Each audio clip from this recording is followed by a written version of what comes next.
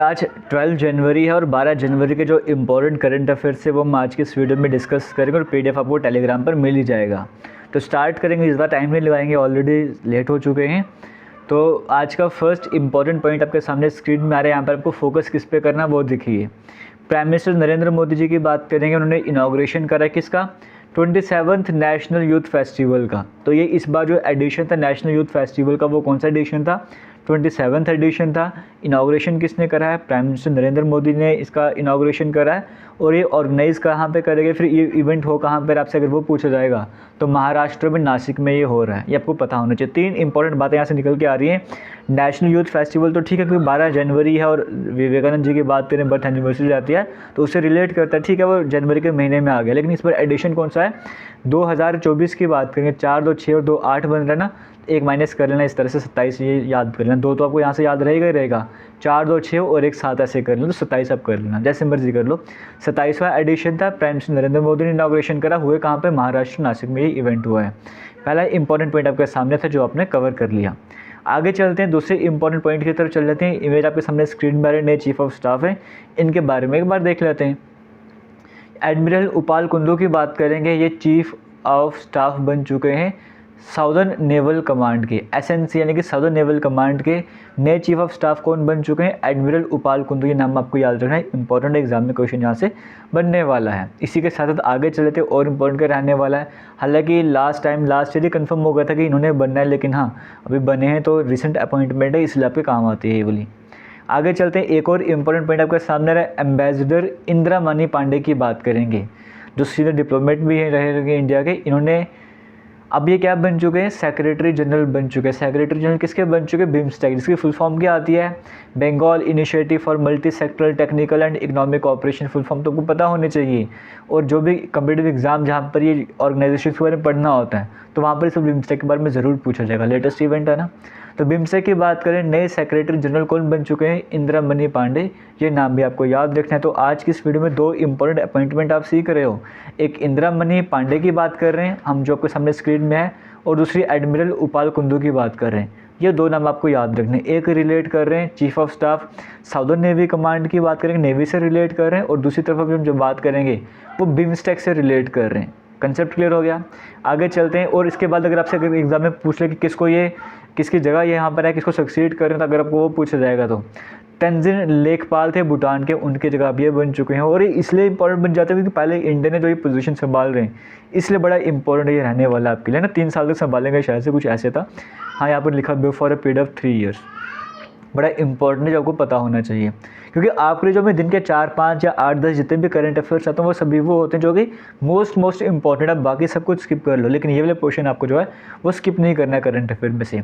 अब ये बटरफ्लाई आपके सामने स्क्रीन में आ रही है, क्योंकि बटरफ्लाई की एक नई स्पीशीज सामने आई है, वो एक बार देख लेते हैं। बेंगलुरु की बात है, रिसर्चर्स थे जो कि national centre for biological science की बात करेंगे, NBCBS की बात करें, उन्होंने रिसर्च पेपर रिलीज़ कर दिया जहाँ पर उन्होंने बताया है एक नई बटरफ्लाई की स्पीशीज़ के बारे में जो कि कर्नाटका के ब्रह्मगिरी वाइल्ड लाइफ सेंचुरी में देखने को मिली है। अब एग्जाम में तो पूछा जा सकता है कहाँ पर देखने को मिली है, कहाँ बेंगलुरु है, बेंगलुरु में कहाँ पे, कर्नाटका में जो वाइल्ड लाइफ सेंचुरी है वहाँ पर। अब दूसरा इस जो नई बटरफ्लाइज की स्पीशीज़ का नाम क्या है, तो इसका जो नाम है वो आपके सामने स्क्रीन में है, कॉन्जॉइंट सिल्वर लाइन इसका नाम है। आपसे भी पूछ सकते हैं कि कॉन्जॉइंट सिल्वर लाइन जो है किसकी स्पीशीज़ है, बटरफ्लाई की है, डॉग ऐसे करके भी कुछ पूछ सकता है। तो कॉन्जॉइंट सिल्वर लाइन किसकी है, जो बटरफ्लाई की स्पीशीज़ है, ये आपको नाम याद रखना पड़ेगा। इसके साथ आगे चलते हैं और इम्पोर्टेंट के बाकी एक्स्ट्रा अगर आपको पढ़ना हो तो आपको जो PDF मिलेगा वहाँ पे जाके पढ़ सकते हो। PDF आपको टेलीग्राम पर मिल जाएगा, टेलीग्राम JK लेटेस्ट इन्फो के नाम से है। उसका लिंक आपको वीडियो के कमेंट सेक्शन में डिस्क्रिप्शन बॉक्स में मिल जाएगा। और इन केस ये वीडियो 12 जनवरी को बन रही है, अगर आप ये वीडियो को भी 15-16 जनवरी को जाके देखते हो तो टेलीग्राम में फाइल्स सेक्शन में जाना, वहीं पर सारे PDF आपको देखने को मिलते हैं। फिलहाल नेक्स्ट इंपॉर्टेंट अपडेट की तरफ चलते हैं। वेल्सपून ग्रुप की बात करेंगे, जम्मू कश्मीर में जो है 500 करोड़ रुपए की इन्वेस्टमेंट करने जा रहा है, और इन्वेस्टमेंट जो कि प्लास्टिक्स पर होने वाली है, कैसे वो भी एक बार समझ लेते हैं। अभी ये जो MOU की बात करेंगे साइन करा गया, जो LG जम्मू कश्मीर के मनोज सिन्हा उनके सामने साइन करा गया। ये जो चल रहा था हमारा वाइब्रेंट गुजरात मॉडल समिट चल रहा था, उसके टाइम पीरियड पर अगर हम बात करें सब कुछ समिट वगैरह साइन करेंगे, इसके हिसाब से वो इन्वेस्टमेंट ज़्यादा होगी। सिर्फ प्लास्टिक एक्टिविटीज़ की बात करें तो प्लास्टिक एक्टिविटीज़ में 500 करोड़ से ज़्यादा, थोड़ी ज़्यादा आप कह सकते हो, इन्वेस्टमेंट करने जा रहे हैं। और ब्रांड नेम पे रहने वाला सिंटेक्स ब्रांड नेम के अंडर जो है वो इन्वेस्टमेंट करना स्टार्ट करेंगे, चाहे वो वाटर टैंक्स को लेकर हो, चाहे वो पाइप्स को लेकर, चाहे कुछ भी ऐसा प्लास्टिक का होगा, अगले 2 से 3 साल तक जो है वो इन्वेस्टमेंट करेंगे, ये इस तरह से रहने वाला है।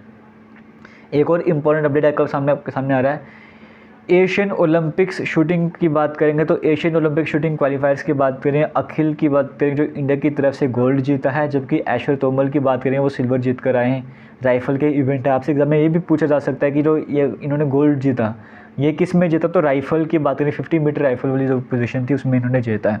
और ये हो कहाँ पर है, जकार्ता यानी कि इंडोनेशिया में हो रहे हैं। और अभी जब मैं वीडियो बना रहा हूँ ये 12 जनवरी को, इसके हिसाब से अगर देखा जाए तो और भी है, जो ये जो शरॉन तोमर की बात करें, स्वप्निल कौशल, ये भी जो है टीम के साथ मिलके गोल्ड मेडल जीत कर आए हैं। अभी के हिसाब से इंडिया की बात करें, इंडिया जो लीड जो कर रहा है वो 26 मेडल के साथ लीड कर रहा है, जिसमें इंडिया के पास अभी 11 गोल्ड हैं, 8 सिल्वर हैं और 7 ब्रॉन्ज हैं। बड़ा इंपॉर्टेंट पॉइंट है जो आपसे मैं शेयर कर रहा हूँ। हालांकि ये डाटा जो चेंज होने वाला है ये मैं 12 जन के हिसाब से बता रहा हूँ, लेकिन जिन्होंने गोल्ड जीता है वो तो चेंज होने वाला है ना। आगे चलते हैं, एक और इसी तरह से रेसलिंग टूर्नामेंट चलिए क्रोएशिया में, तो क्रोएशिया की बात करेंगे, वहाँ पे अमन शेरावत की बात करेंगे, गोल्ड मेडल जीत कर आए हैं। ये किस में जीत के हैं, मेंस 57 kg वाले इवेंट में जीत के हैं रेसलिंग में। आप आपसे भी पूछ सकते हैं कि अमन शेरावत की बात करेंगे जो गोल्ड मेडल जीत के हैं वो कौन सी गेम से रिलेट करते हैं, तो रेसलिंग से रिलेट करते हैं। इन्होंने हाल ही में रेसलिंग में गोल्ड जीता था, तो कहाँ पर चल रही थी इवेंट, कहाँ पर हो रहा था, क्रोएशिया में हो रहा था। तो ये सारे कंसेप्ट को पता होने चाहिए। चाइना वाले को हराया तो फिलहाल इसको हम छोड़ देते हैं। और इसके साथ साथ यहाँ पे क्या रहने वाला है, to win India's first medal in this edition of ranking series, इसलिए इंपॉर्टेंट बन जाता है। तो ये रही उनकी इमेज जिनकी हम यहाँ पर बात कर रहे हैं, शेरावत जी की। इसी तरीके से आपको सबने क्वेश्चन दे रहा है, नेशनल यूथ डे कब सेलिब्रेट करा जाता है हर साल, 12 जनवरी है, तो 12 जनवरी को सेलिब्रेट करा जाता है। और उसके बाद थीम क्या थी इसकी, अगर आपसे वो पूछ लेगा तो इस बार थीम इसकी थी माई भारत विकसित Bharat @2047 by the youth for the youth.